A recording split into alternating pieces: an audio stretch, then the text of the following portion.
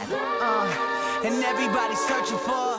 What's up, guys? My name is Justin. And I'm Ashley. And we're here for another episode of Faith And Not Fear. So we wanted to do an update about how we're doing in quarantine / COVID / this whole situation that's been going on for the past few months. We just wanted to kind of walk through a few things and since everything went down, and then how we're doing. When this all started, y'all, we freaked out. We were scared. Yeah, and I don't know if it was partly because of like our jobs and us both being like heavily into the news, but like I knew this was bad from a kind of early point. And so whenever we weren't doing things and I had been seeing it in the news for like 2 weeks, you were freaking out. I was just like, I don't know about that. First week of March, that's whenever my sisters came for spring break. So I was a little bit nervous before that. I was like, okay, I'm glad you guys will be kind of settled after this. It may be kind of crazy. Like, be careful on the train back, all that type of stuff. And that next week, like, that was my last week in the office. It is May. It was crazy. It was crazy. And we freaked out, and like our friends, everybody freaked out. So we just kind of like made the snap decision. Everybody was gonna hunker down together. Us and a few of our friends, we all decided to stay here. Actually, we got some air mattresses and board games, and we just hunkered down here. So for like a few weeks, 3 weeks maybe, 3-4 weeks, we were here playing board games, trying to figure out how to work from home, and it was pretty good most of the time. Yeah, it lasted through Easter. Yeah, right after Easter. So like we celebrated 2 birthdays. I threw the kids an Easter egg hunt.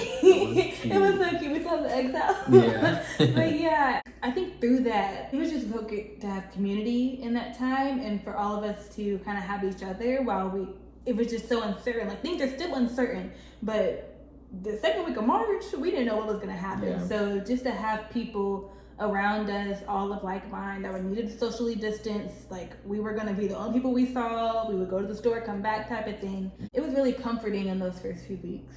All that changed, not really all of it changed, but our decisions to stay together changed the week after Easter. We both got convicted of us, I guess, being out of our season of living together. That's something that I decided not to do until we were married, and making our rash decision to quarantine together and whatnot, it seemed rational at the time.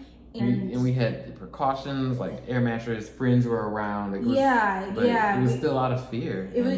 Our decision was rooted in fear. Yeah. And this channel is faith and not fear. Like, it was not, it just for this season. For this season, that was not the right decision. We technically living together. Yeah. When we made the rash decision, we didn't reach out to counsel. We didn't test our decision against the word.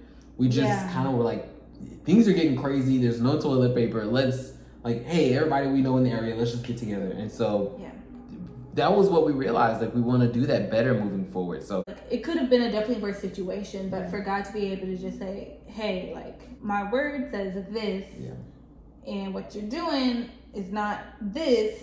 I was just grateful for how he was able to correct us. And this is more so like something that will help us going forward to just remember, like, no matter how uncertain or how scared we are, look to him and his word. Faith. Like, we're supposed to be rooted in our faith and not in our fear. Make decisions in our faith and not in our fear. And so that weekend, packed up and shipped out. Everything packed up and shipped out, really. Yeah. So since then, we've been quarantining separate. And I'll just speak for me. It's been tough.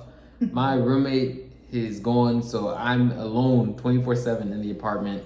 I found ways to keep myself from being idle. I work out like 5 days a week. I work from home, which is, it's cool. Just my kitchen table is also doubling as my office. I want my bedroom to be a place where I can sleep and rest. So it's been interesting. I cook a lot. I call friends. I call family. How's it been for you? In general, the being alone, which I still have my roommate, so I don't feel too alone. I feel like if I needed some human contact, I'm grateful to have it. I think for me, the most difficult part of this has just been work. Hours have been crazy. The workload has been crazy. Timelines and deadlines have been crazy. That has been a little bit difficult, I'd say, to try and keep up with because you don't have the separation of church and state really anymore. What she means is the home and work balance are converging. Yes, there is no like work-life balance. My work is my life is my work. It's all in the same place. It's all in the same place. But you've grown from that. That is true. You learn how to speak up for yourself and and how to like voice my struggles. And I'll also say I think it's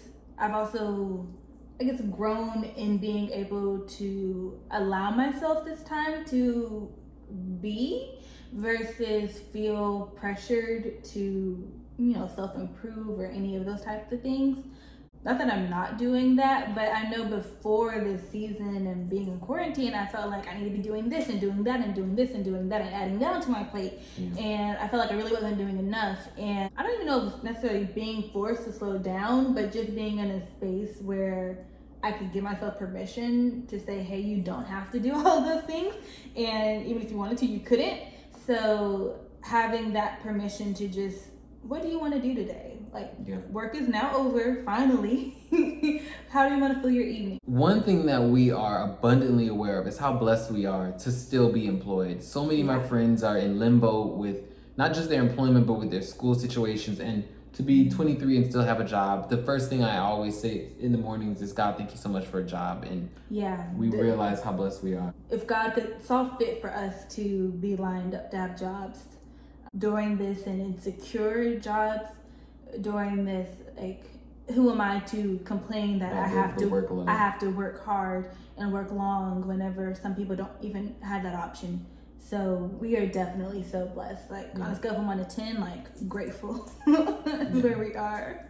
Another thing we wanted to talk about is how are we doing in our relationship? Yeah, like us. How are we doing? It's been tough. Before quarantine, we saw each other maybe twice during the work week, and then over the weekends on Friday and Saturday. But now it's a lot because we both kind of work later than usual, so we don't really see each other during the week. Yeah. And then even on Saturdays, we're still trying to be wise about, is it a good idea to have me over or have her over? This is actually one of the first times we're filming in her apartment since the quarantine. I know, and everybody's going through that right now, but we're feeling it too. Yeah. We still kind of had a few things that we wanted to work on with our relationship, so allowing those to still be worked on now, I think has been good. I think another thing is it's challenged me to be more intentional in finding ways to still speak her love language, or just still let her know, hey, I'm here, I'm present, I'm pursuing you. Yeah. And so that's been a challenge, but it's been one that I'm kind of happy about because there's been moments of, hey, I'm so excited to be intentional, to create things, to give her gifts, but there's also moments where you just get caught up in the busyness of life. In the rigmarole. Yeah, in the rigmarole. So this is one of those moments where I have to be intentional. It's a requirement now. Yeah. So the other day we did that. What would we call it? It was more of an audio with Usher. No, I love Usher. I love Usher. He was my first concert. My sister took me. It was amazing. I was an early teenager. So he was performing live online to raise money for a Pay It Forward a few nights ago on Twitter or something. And he did 5 songs because he would not stop talking. He talked the whole time. It was definitely an audio book. My mom called after and was like, well, did he do anything? It was, but we watched that audiobook together. Yeah, we did it, attempt to have a concert together. That was technically our first concert. I will not claim that. Oh gosh. And just trying to, carve out time for each other in the evenings. And we carve out time. I think on the weekends we have tried to start going to a park, sitting away from people, and going to pick up cupcakes and those type of things, just to kind of break up the monotony of social distancing and quarantining and whatnot. Yeah. So. Our families are doing well. God is so good, and that's one blessing. We have missed some really important things in their lives. My sister is now Dr. Edwards. She got her dental license, so I really was looking forward to go and celebrate with her. Yeah, we were both gonna go down. We were gonna go in late May, early May. 2 weeks ago. Early May, actually. So and my brother is gonna be turning 20 in this week. Both of us would have seen both of our families. Yeah, so we missed them. Once or twice between now. But everybody's healthy, everybody's well, and we know that that's the ultimate blessing. We hope you and your families are doing well and are safe and are being wise during this challenging time. If you guys are struggling with anything or want any prayer over what your situation, drop us below, let us know. You could be as vague or as descriptive as you want. We know everyone is struggling in their own way, and we're all trying to make it through.